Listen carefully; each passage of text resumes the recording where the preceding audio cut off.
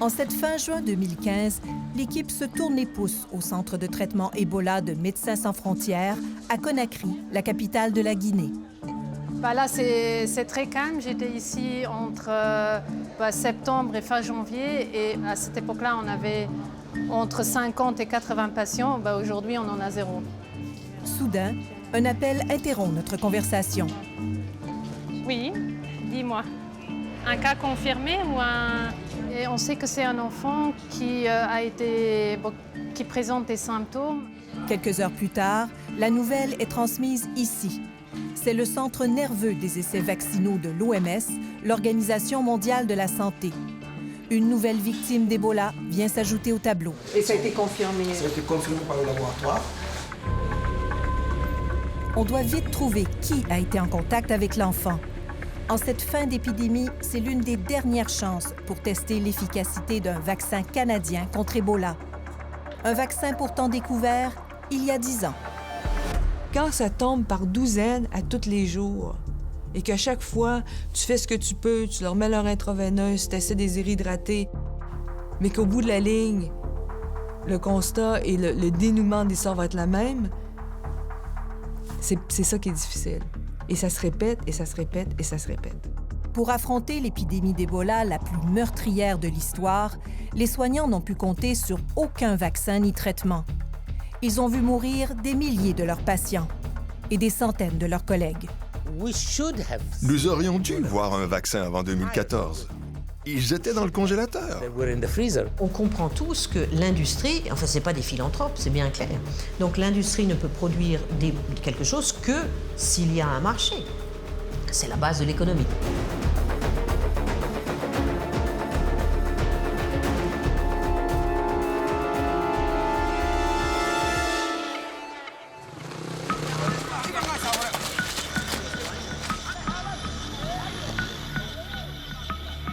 En ce début d'été, après des mois de crise, les Guinéens tentent de reprendre une vie normale et de relancer une économie qui s'est effondrée à cause de l'épidémie.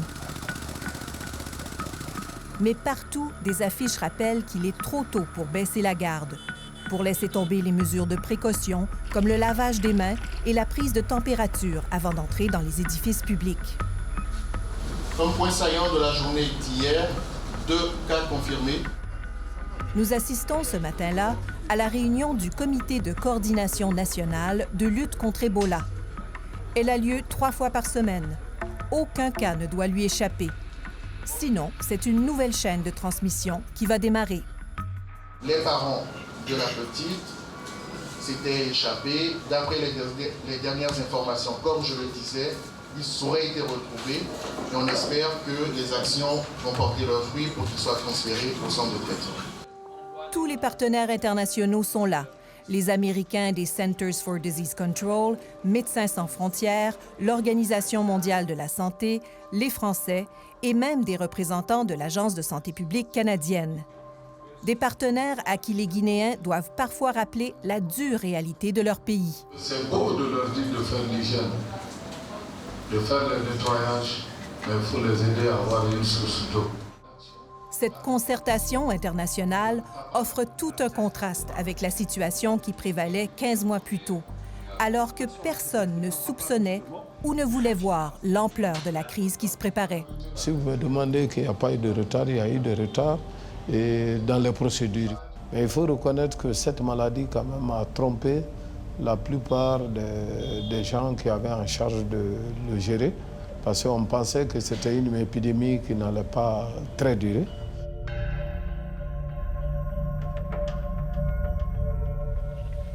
C'est en mars 2014, à Guékédou, que les premiers cas d'Ebola sont formellement identifiés.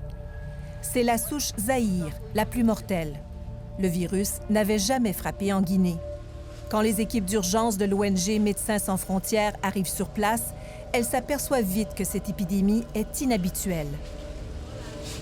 Vu qu'à ce moment-là, il y avait des cas à plus de 250 km de distance, on s'est dit c'est vraiment une épidémie qui est différente, qui est géographiquement très éparpillée. Mais nous, ça nous inquiétait parce qu'on savait que c'était quand même possiblement une bombe à retardement.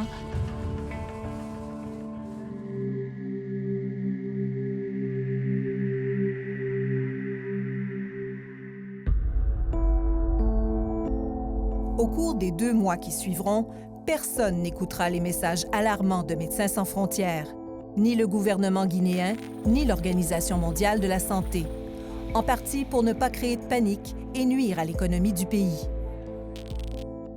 La maladie en profite pour se propager dans la capitale Conakry et dans les pays voisins, la Sierra Leone et le Libéria. C'est qui la première personne dans votre famille qui a été atteinte de la maladie et comment c'est arrivé?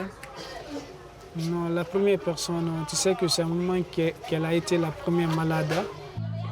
Les 2 jours après, ma grande sœur aussi, elle est décédée. On ne sait pas comment vivre maintenant. Oumar Touré et son frère Sékou sont des survivants d'Ebola. Ils ont perdu 6 membres de leur famille durant l'épidémie. Ils ont tous 2 passé 3 semaines dans un centre de traitement anti-Ebola. Le frère aîné est mort dans les bras d'Oumar. Mais d'une fois qu'on lui donne de manger, il rejette. Il ne boit pas. Il était derrière moi, j'étais assis au devant de son lit. Il voulait descendre à terre. Je me suis retourné, j'ai attrapé. Il y avait les médecins là-bas. Je l'appelais de venir m'aider pour qu'il puisse retourner mon frère au lit. Et aussi, ils n'ont pas pu descendre. Il tremblait jusqu'à il a rendu là. Tous les jours, on fait sortir 2 corps, 4 corps, 6 corps. Donc, toi aussi, tu penserais que demain, ça serait mon tour aussi. Au début de l'épidémie, dans les pays touchés, les autorités ont martelé le même message. Ebola est un virus mortel pour lequel il n'existe aucun remède. Résultat, une partie de la population a refusé d'aller dans les centres de traitement, parfois violemment, ce qui a contribué à propager l'épidémie. Allez dire à quelqu'un qu'il y a une maladie qui tue à plus de 50 %. Il n'y a pas de traitement. Il faut que vous vous fassiez soigner dans un centre avec des cosmonautes, loin de votre famille, puis vous allez probablement mourir tout seul. Moi, je suis désolée, c'est pas sexy, puis ça marche pas, puis c'est pas vendeur. Des travailleurs de la santé ont même été attaqués. À l'époque, toutes sortes de rumeurs attisent la méfiance de la population. Et puis, je discutais même avec certains de mes amis qui n'ont pas su qu'ici, Ebola existe, que c'était inventé, que on dit même, il y a un prononcement qu'on dit Ebola business, que c'est de la business, quoi. C'est de la malcompréhension, quoi. C'est de la malcompréhension. Certains détracteurs ont alimenté que c'est les Européens qui ont introduit cette maladie en Guinée et qui vendent même les organes des gens qui sont victimes. D'autres esprits malins aussi ont diffusé que c'est le virus qui est contenu et que c'est nos agents qui diffusent le virus contre la population et que c'est une maladie inventée. Il y a eu des préjugés suite à la déclaration du fait qu'on a dit qu'il n'y a pas de médicaments ni de vaccins et qu'on fait par endroit que les gens n'ont pas adopté le comportement qu'on souhaitait pour le contrôle rapide de cette épidémie. Et ce n'est pas seulement la population qui a peur et qui se méfie. Il devient de plus en plus difficile de recruter des soignants. Nous sommes des victimes directes. Je n'ai pas mis pied dans un centre sanitaire pour travailler parce que j'avais peur. Nos collègues directs sont partis, sont morts. Vous avez des collègues qui sont morts? Oui, des collègues qui sont morts, qui sont partis, des médecins qui sont partis, qui sont décédés. Au début, c'était difficile. Hein? Il y a des qui disaient, même si on me dit des millions, je ne vais pas venir. Hein? Beaucoup refusaient de venir travailler. Il manquait de monde ici? Oui, il n'y avait pas assez de monde. Hein? Nous, on a commencé, je pense, on était 12 comme ça. On était 12 staff comme ça. Mais des fois, moi, par exemple, j'ai recruté quelqu'un, je l'ai fermé. Le lendemain, il m'a appelé qu'il ne va pas travailler ici, que ses parents ne veulent pas, que lui-même, il a peur. Les fragiles systèmes de santé des pays touchés ne sont pas de taille pour faire face à la maladie. Les infirmiers, les médecins manquent de tout, de matériel de protection comme de formation. Le virus les décime. Dans les centres de MSF où les troupes sont épuisées et débordées, un nombre sans précédent de travailleurs sera aussi infecté. En 3 mois, le virus se propage sur plus de 60 sites différents. Médecins sans frontières déclare que l'épidémie est maintenant hors de contrôle. Ça nous prenait des outils différents. On rêvait d'un traitement, c'est sûr, parce que c'était tellement, mais tellement difficile apporter des soins aux patients. Et l'autre chose aussi, c'est qu'on se disait, si on avait un outil pour faire la prévention de la maladie, ça serait merveilleux. D'autres voix réclament la même chose.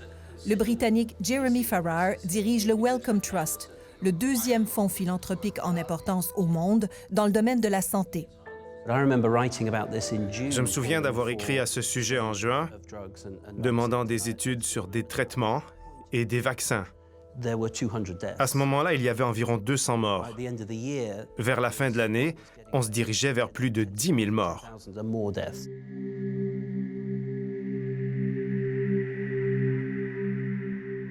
I am declaring the current outbreak of Ebola virus disease a public health emergency of international concern.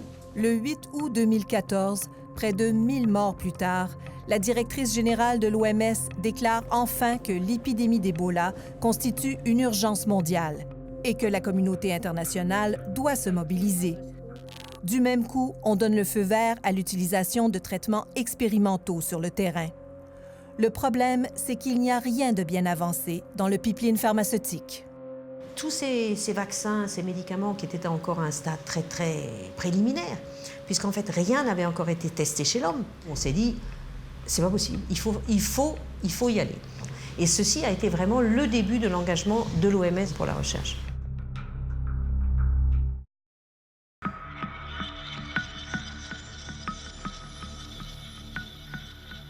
1976. Une équipe internationale de médecins arrive à Yamboukou, au Zaïre, aujourd'hui la République démocratique du Congo. Une maladie mystérieuse sème la terreur dans ce village reculé où œuvre une mission catholique. Le docteur Peter Piot et ses collègues découvrent un virus jusque-là inconnu. Ils le baptisent Ebola, du nom de la rivière qui coule dans la région. Until 2 months ago, doctors didn't even know this virus existed. They know now because hundreds of people infected by it are dead. Depuis, il y a eu 23 autres flambées d'Ebola en Afrique qui ont touché quelques dizaines ou centaines de personnes à chaque fois. Le virus est cantonné dans des régions isolées. Il n'attire pas beaucoup l'attention, encore moins celle du monde de la recherche pharmaceutique. Mais les attentats du 11 septembre 2001 vont changer la donne. Une semaine après les attaques, une série d'enveloppes piégées à l'anthrax, le bacille du charbon, fait 5 morts aux États-Unis. Les autorités s'inquiètent de tous les agents dangereux qui pourraient être utilisés par des terroristes. Ebola se retrouve sur la liste. Le Canada, mais surtout les États-Unis, débloquent des budgets de biodéfense pour la recherche de traitements et de vaccins. Le Canada verse 7 millions de dollars au fil des ans pour la recherche autour du virus Ebola. Ça faisait partie des priorités dans le domaine de la recherche de solutions biologiques à des menaces biologiques. C'est le département de défense nationale du Canada qui a subventionné et supporté, qui a cru les premiers au vaccin VSV et au traitement aussi. Le docteur Gary Kobinger est un conférencier recherché. Je pense qu'on a sous-estimé beaucoup la capacité du virus. Il est chef des agents pathogènes au Laboratoire national de microbiologie de Winnipeg. C'est le seul laboratoire de niveau 4 au pays.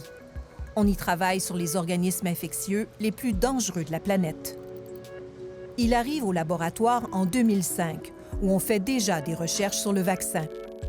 Plusieurs voyages sur le terrain lui permettront de constater les ravages causés par la maladie. Pour nous, les scientifiques, ce qui était important, c'était de développer un vaccin. Puis pour nous, l'intérêt vraiment majeur, c'était d'aider les populations qui souffraient de l'émergence de ce virus-là. En 2005, le laboratoire de Winnipeg annonce avec fierté qu'un vaccin contre Ebola est efficace dans des essais sur des primates. For sure, this work is certainly, I think, one of the biggest achievements of this facility. Les chercheurs veulent maintenant le tester sur les humains et le faire approuver le plus tôt possible. The first step, of course, is to make a clinically usable, a human-fit vaccine, and that has to be done by a commercial company with expertise in developing it. It's not the sort of thing that this facility can take on.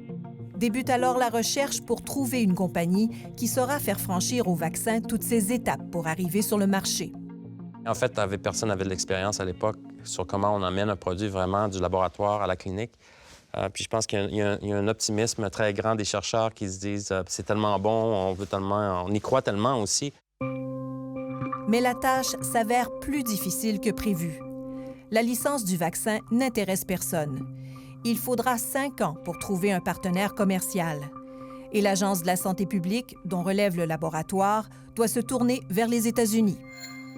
Normalement, quand il s'est senti qu'il y a un intérêt, c'est des offres qu'il faut qu'ils soient mises publiques, puis tout le monde peut faire une offre pour dire « OK, mais nous, c'est ça, notre projet, on veut faire ci, puis est-ce qu'on peut avoir la licence? » À l'époque, il y avait tellement peu d'intérêt, en fait, que la façon dont ça s'est fait, c'est il y avait un chercheur qui travaillait avec le lab, qui est parti aux États-Unis pour travailler, incluant pour cette compagnie, Newlink, puis qui a commencé à dire « mais ce vaccin-là, c'est vraiment super, etc. etc. » Ouais. Newlink Genetics est une petite compagnie de biotechnologie basée en Iowa. En 2010, sa filiale Bioprotection Systems verse 205 000 $ au Canada pour la licence de son vaccin.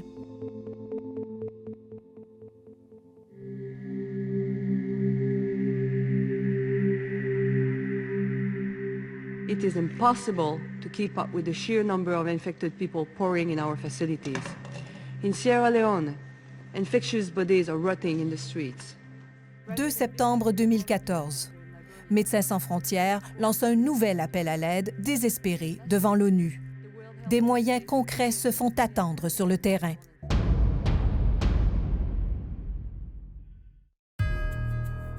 La pression s'accentue sur l'Organisation mondiale de la santé. Elle convoque 200 experts à Genève, dirigeants, chercheurs, philanthropes et représentants de l'industrie pharmaceutique. How can we take the things which are the most promising of these unproven medical products and make sure that they are developed with the highest speed possible? Pour tenter de freiner l'épidémie, on décide d'accélérer un processus qui normalement prend des années. Nous étions prêts à financer les meilleures idées, à les faire avancer rapidement et agir en quelques heures ou quelques jours afin que l'argent soit disponible pour les candidats les plus prometteurs. 8 traitements expérimentaux sont identifiés. 2 vaccins sont retenus, dont le VSV-EBOV canadien, notamment parce qu'il existe déjà 1500 fioles. La docteure Marie-Paul Kini espère que les vaccins pourront être disponibles dès novembre 2014 pour ceux qui sont les plus exposés, les travailleurs de la santé. On ne peut porter la combinaison que pour 120 minutes, et il y a tous ces patients. Il fallait presser la bouteille d'un patient pendant qu'on examinait le patient d'à côté. Les bouteilles contenaient un tas d'aiguilles. J'ai retiré les aiguilles pour ne pas me piquer. J'ai voulu les jeter dans le contenant désigné, mais ils étaient tous pleins. J'ai poussé l'aiguille à l'intérieur et elle m'est rentrée dans le pouce. L'accident survient à la fin du mois de septembre 2014 à l'hôpital de Kenema, en Sierra Leone. Le docteur Louis Robinson, un médecin américain, s'est porté volontaire pour le compte de l'OMS. Les conditions sont particulièrement chaotiques. Ma première réaction a été « je ne le dis à personne ». Je ne voulais pas penser à ça. Mais j'ai senti que mon pouce saignait et je me suis dit « il faut vraiment que je m'en occupe ». Moins de 48 heures plus tard, il est à bord d'un avion privé affrété spécialement pour lui, en route pour les États-Unis. Les autorités américaines de la santé lui offrent la panoplie des traitements et vaccins expérimentaux disponibles. Il choisit le vaccin canadien. Dès que je suis monté à bord de l'avion, j'ai signé le consentement et ils me l'ont injecté dans le bras pendant le décollage. J'ai eu la chance d'être évacué. Quand les autres devenaient malades, les locaux, on les mettait dans le centre de traitement Ebola. C'est pour ça que plusieurs sont morts. Ces gens-là y travaillaient depuis des mois et j'ai été seulement là 3 semaines. Je me suis senti coupable par rapport à ça. Finalement, les tests révéleront que le Dr Rubinson n'avait jamais contracté le virus Ebola. Parce que j'ai eu la chance de naître en Amérique, j'ai eu accès à certaines choses. Mais si vous êtes né en Sierra Leone, votre vie ne vaut pas autant. 40 membres du personnel sont morts durant l'épidémie à l'hôpital de Kenema. La plupart des travailleurs internationaux qui ont été infectés ont été évacués. Ils ont souvent eu accès aux rares médicaments expérimentaux dès le début. La majorité de leurs collègues ouest-africains, eux, devront attendre le début des essais cliniques pour les recevoir. «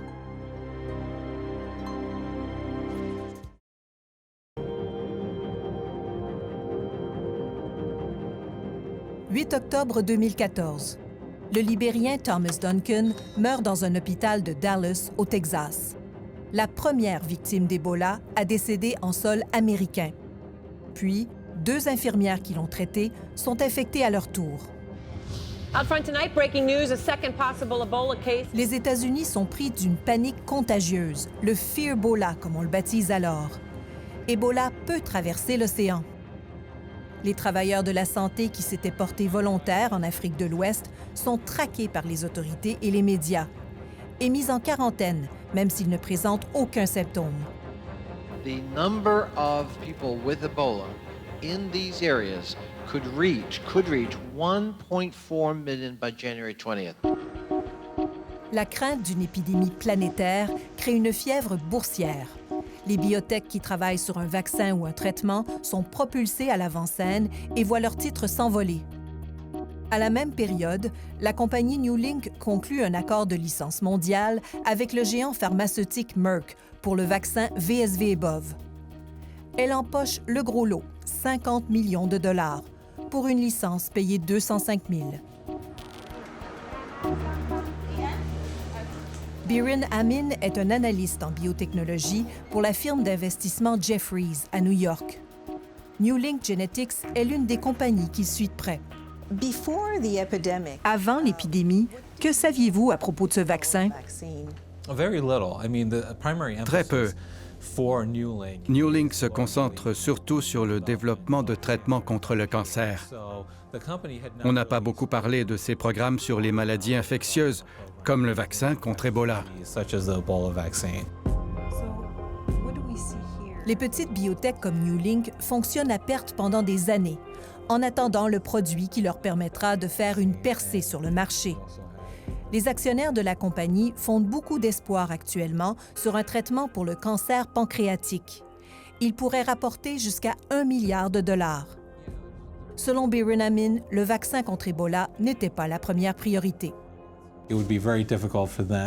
Ce serait difficile pour eux. Cela prendrait beaucoup de ressources et ça les empêcherait de concentrer leurs efforts sur les médicaments contre le cancer. Dans le monde de la biotechnologie, les médicaments ont besoin d'un marché. Les investisseurs recherchent des marchés intéressants. Un vaccin contre Ebola, ce n'est pas quelque chose que l'on peut quantifier facilement. C'est quelque chose qu'ils éviteraient, selon moi. Je ne veux pas les critiquer, vraiment pas. Mais dans ce monde, les seuls qui ont la capacité de développer des vaccins sont les grandes sociétés pharmaceutiques. Ce ne sont pas les biotech. Le docteur Adel Mahmoud est un spécialiste des maladies infectieuses. Il a dirigé l'unité des vaccins chez Merck de 1998 à 2006. Selon lui, seules quelques grandes pharmaceutiques ont les infrastructures, les équipes et l'argent nécessaires pour développer un vaccin jusqu'au bout. Mais elles veulent des profits. L'Agence de la santé publique dit qu'elle a contacté les grandes compagnies pharmaceutiques et qu'elles ont toutes dit non. Si les calculs démontrent qu'il n'y a pas de marché potentiel pour récupérer vos dépenses, pour développer un vaccin, de sa découverte à son déploiement sur le marché, ça coûte en moyenne $1 milliard. Pourquoi Newlink a acquis la licence de l'Agence de la santé publique? J'imagine qu'il savait qu'il existait des fonds dans lesquels il pouvait puiser. Des subventions du gouvernement. Au cours des ans, Newlink a reçu plus de 7 millions de dollars en subventions de la défense américaine, mais pour un ensemble de maladies infectieuses. Dans les communiqués et les rapports financiers, aucune mention de travaux spécifiques sur le VSV Bov. Nous avons réussi à retrouver l'ancien chercheur de Winnipeg qui est allé travailler chez Newlink. Il affirme n'avoir vu aucun travail sur le vaccin dans le laboratoire de la compagnie. The real active work in a laboratory we have not done on that vaccine, at least during the time when I was there. Ramon Flick a été chef des vaccins de biodéfense chez Newlink jusqu'en 2013. Because of the huge Ebola outbreak, it got a boost. Before that, it was rather on a low burner because of the not so potential profit range, you know. Quand le Canada a vendu la licence du vaccin contre Ebola, le contrat stipulait que la compagnie devait faire les efforts commercialement raisonnables pour l'amener sur le marché. Est-ce qu'on pensait vraiment que cette compagnie-là allait amener le vaccin sur le marché? Nous avions absolument toutes les certitudes à ce moment-là qu'elle était capable de faire son mandat. C'est une compagnie qui a démontré les expertises, qui a démontré les savoir-faire, qui a démontré qu'elle avait en main un plan d'affaires et les étapes nécessaires à aller de l'avant. C'est sûr que pour une agence gouvernementale comme l'Agence de la santé publique du Canada, on ne s'aventure pas à faire des essais cliniques, on ne s'aventure pas à mettre en marché des produits d'une façon générale. En 2010, l'Agence de la santé publique fait fabriquer un lot de 1500 fioles pour les dernières études précliniques sur les animaux. C'est encore le Canada qui paye, 877 000 $. En principe, Newlink devait prendre la relève pour commencer les tests cliniques sur les humains. Une fois qu'on a un lot clinique, le développement clinique de départ, qu'on appelle de phase 1, ce n'est pas des gros montants d'argent. 250 000 $ pour faire une étude de clinique de phase 1 de premier niveau pour regarder si c'est vraiment sécuritaire, peut-être une dose ou deux, moins de 50 personnes. Est-ce que vous saviez si la compagnie se préparait? Ce qu'on peut mentionner d'une façon directe, c'est que dans la phase d'accord avec la compagnie, c'est un accord qui est assez formel, la compagnie doit déposer un plan d'affaires. Est-ce qu'on savait quand ça allait commencer, les essais de phase 1? Je n'ai pas cette information-là avec moi. L'agence a refusé de nous dire quel était ce plan d'affaires. Nous ne savons pas quel suivi a été fait auprès de la compagnie. Toutes nos demandes d'accès à l'information auprès de l'agence sont demeurées sans réponse. Newlink Genetics n'a pas voulu nous accorder d'entrevue. Dans un long courriel, elle affirme avoir fait un travail considérable sur le vaccin en collaboration avec l'Agence de la santé publique. Elle dit qu'elle avait entamé des démarches auprès du gouvernement américain et qu'elle était presque prête à faire des essais cliniques lorsque l'épidémie est survenue. Mais selon l'ex-employé Ramon Flick, la compagnie avait surtout un rôle secondaire et peinait à obtenir des subventions. And we had only like a supportive role, give some input. There was usually discussion about how to get funding in, but as far as I remember, everything failed. Au moment où la crise éclate, aucun essai n'a commencé sur les humains et on perd de précieux mois.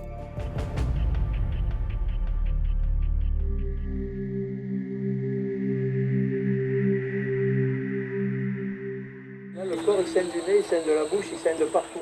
Le bilan s'alourdit. L'OMS ne parvient pas comme prévu à offrir dès novembre 2014 le vaccin aux travailleurs de la santé. Et déjà en décembre, la courbe d'infection en Afrique de l'Ouest commence à diminuer. Les autorités vont bientôt se demander s'il y aura assez de cas pour aller jusqu'au bout des essais cliniques.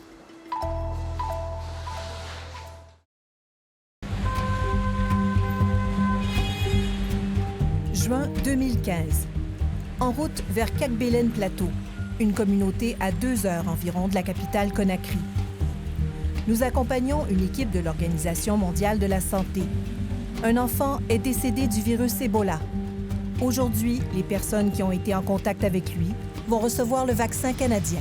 Et moi-même, j'ai été la première personne à commencer la vaccination. Donc ça, c'était le 23 mars. Ah oui. Incroyable. Cela fait 3 mois maintenant que la dernière phase des essais pour tester l'efficacité du vaccin a finalement commencé en Guinée, chez les travailleurs de la santé et dans les populations touchées. Mais c'est une course contre la montre. Il n'y a plus qu'une poignée de cas par semaine. Est-ce que ça pose des inquiétudes, le fait que le nombre de cas diminue? On espère qu'avec ce dont on a déjà, oui, que ça peut nous aider pour faire une conclusion par rapport à l'étude. Tout le monde entier attend le résultat de l'essai vaccinal par rapport à Ebola. À notre arrivée, le personnel de l'OMS est déjà installé depuis plusieurs heures. Les volontaires sont nombreux et les essais vont bon train. C'est pas toujours comme ça quand vous allez dans les communautés? Non, c'est pas toujours comme ça parce qu'il y a toujours des résistances. Quand on vaccinait comme ça, il y a eu vraiment de l'agression de la part de la population. Ils avaient cassé des vitres, au moins 5 jeeps. La population reste méfiante face à tous ceux qui sont associés à Ebola. Les équipes de vaccination doivent faire preuve de doigté et bien préparer le terrain. Pour des raisons de sécurité, on s'est installé dans la cour du chef de quartier. Bien, j'aimerais demander d'abord si vous vous êtes fait vacciner vous-même aujourd'hui. Oui, c'est tout. C'est pour donner l'exemple à la population. Ils sont venus d'abord expliquer, faire l'explication. Nous aussi, on a sensibilisé, on a dit que c'est un essai. Ce n'est pas une vaccination comme vous le pensez. Bon, les gens ont bien compris. Ils ont bien compris. C'est pour la science. Voilà, ils ont bien compris. Certains groupes sont vaccinés immédiatement après l'apparition d'un nouveau cas. D'autres, comme celui-ci, 21 jours plus tard, soit la période nécessaire à la maladie pour se développer. Le but, comparer le nombre d'apparitions de nouveaux cas dans les deux groupes.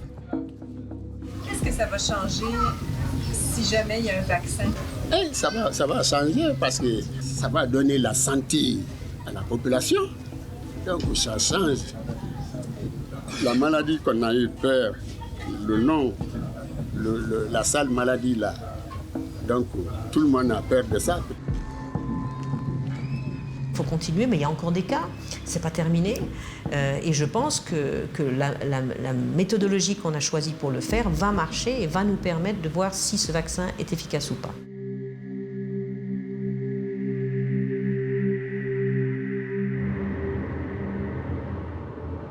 Comme le gros de l'épidémie est déjà passé, l'espoir maintenant est d'avoir au moins un outil pour la prochaine fois.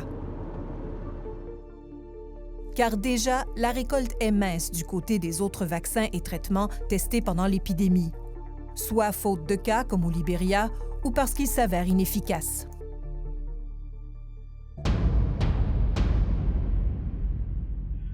We believe that the world is on the verge of an efficacious Ebola vaccine. 1 mois après notre passage en Guinée, l'annonce fait le tour du monde. Les résultats intérimaires indiquent que le vaccin canadien est efficace à 100%. Parmi ceux qui ont été vaccinés immédiatement, aucun cas d'infection, tandis que 16 personnes ont contracté le virus Ebola dans les groupes vaccinés 3 semaines plus tard. Les essais cliniques ont été menés en des temps records. Une bonne nouvelle pour l'Organisation mondiale de la santé, très critiquée pour sa réponse tardive durant la crise. Mais pour Joanne Liu, dont l'organisme a aussi collaboré à l'étude, c'est un succès doux amer. Je vous dirais, la bonne chose de la panique globale planétaire, c'est qu'à un moment donné, les gens finissent par faire quelque chose. C'est quand même extraordinaire qu'est-ce qui s'est passé, parce que de façon générale, ça prend beaucoup plus de temps que ça. Cela dit, c'est impardonnable, parce que si on avait fait notre boulot en amont par rapport à cette maladie-là, bon, on n'aurait pas fait face à ce désastre-là.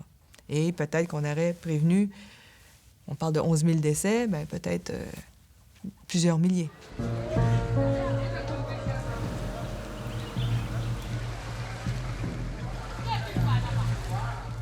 Dans la capitale guinéenne, les survivants Oumar et Sékou Touré essaient tant bien que mal de rebâtir leur vie. Ils ont été accueillis par une tante, ils sont retournés aux études. Mais ils doivent maintenant faire face à la stigmatisation. Les gens pensent que d'une fois que vous êtes guéri de l'Ebola, d'une fois que vous êtes sorti, vous pouvez tous... Vous pouvez contaminer certaines personnes. Certaines réagissent bien, certaines nous écartent. Vos anciens amis, est-ce que vous les voyez encore? Non. Les relations qu'ils vivaient avant et maintenant ne sont pas conformes.